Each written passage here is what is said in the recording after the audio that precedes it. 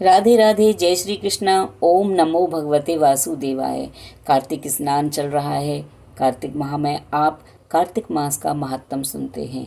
आज का महात्म अध्याय 12, जिसमें आप सुनेंगे ओम नमो भगवते वासुदेवाय मंत्र का, कार्तिक स्नान में जो जल हम भगवान पर चढ़ाते हैं, तुलसी मिश्रित जल जो होता है, उसकी महिमा कि अगर कार्तिक मास में आप मंत्र जाप करते हैं ओम नमो भगवते वासुदेवाय का, और उस तुलसी मिश्रित जल से कैसे एक स्त्री को प्रेत योनि से छुटकारा मिला।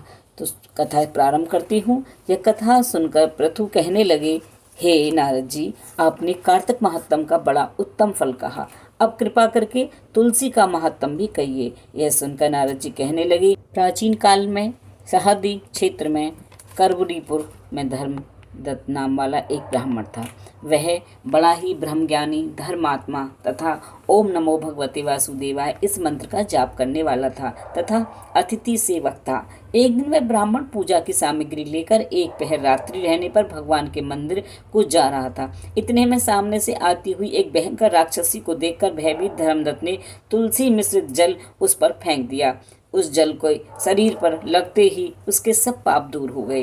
वह हाथ जोड़कर धर्मदत्त के पैरों में गिर पड़ी और धर्मदत्त कहने लगा, तुम कौन हो और किस पाप के कारण तुम्हारी यह दशा हुई है, यह मुझसे कहो। वह कहने लगी कि सौराष्ट्र देश में भिक्षु नाम का एक ब्राह्मण था, उसकी मैं पहली पत्नी थी और कलहा मेरा नाम था। मैं ना तो कभी अपने पति से मीठे वचन बोलती थी और ना ही उसको खाने के लिए अच्छे फल या भोजन देती थी।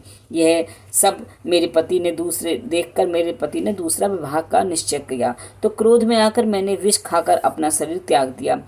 तब यमदूत मुझको बांधकर यमराज के पास ले गए। तत्पश्चात यमराज को चित्रगुप्त मेरे अच्छे बुरे कर्मों का बताते हुए कहने लगे, महाराज, इसने आत्महत्या की है, इसलिए इसे प्रेत योनि में ले जाया जाए। सो महाराज, मैं 500 वर्ष इस योनि में फिर रही थी कि भूख और प्यास से दुखी होकर घूमते फिरते अब आप मिल गए। आपके तुलसी मिश्रित जल से मेरे सब पाप नष्ट हो गए। तब धर्मदत्त कहने लगी कि तुमको देखकर मैं अति दुखित हुआ हूँ। तीर्थ, व्रत, दान, जिससे मेरे जितने भी कार्य हैं वो सब तुम्हारे प्रेत योनि में तो नहीं हो सकते। तुम्हारे पाप अधिक और पुण्य बहुत कम हैं।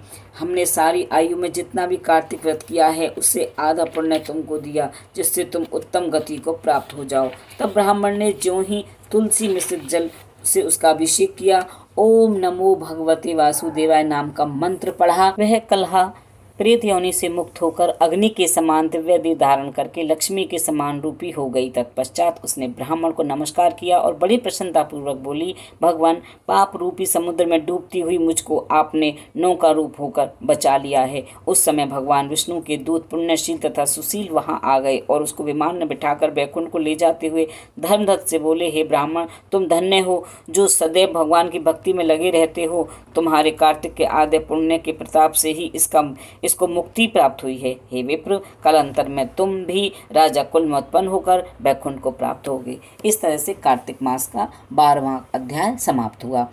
कार्तिक मातम का सारे अध्याय सुनने के लिए, पूजा पाठ देखने के लिए मेरे चैनल पर बने रहिए। मेरे चैनल पर पहली बार आए हैं तो चैनल को सब्सक्राइब कीजिएगा, बेल आइकॉन को प्रेस कीजिए, जिससे आने वाले नोटिफिकेशन आप तक पहुँचते रहें। उम्मीद करती हूँ वीडियो आपको पसंद आएगा। वीडियो पसंद आए तो शेयर कीजिएगा और कमेंट बॉक्स में ओम नमो भगवती वासुदेवाय जरूर लिखिएगा, जिससे आपको भी कार्तिक स्नान का, कार्तिक मास का, कार्तिक महात्म का पुण्य प्राप्त हो।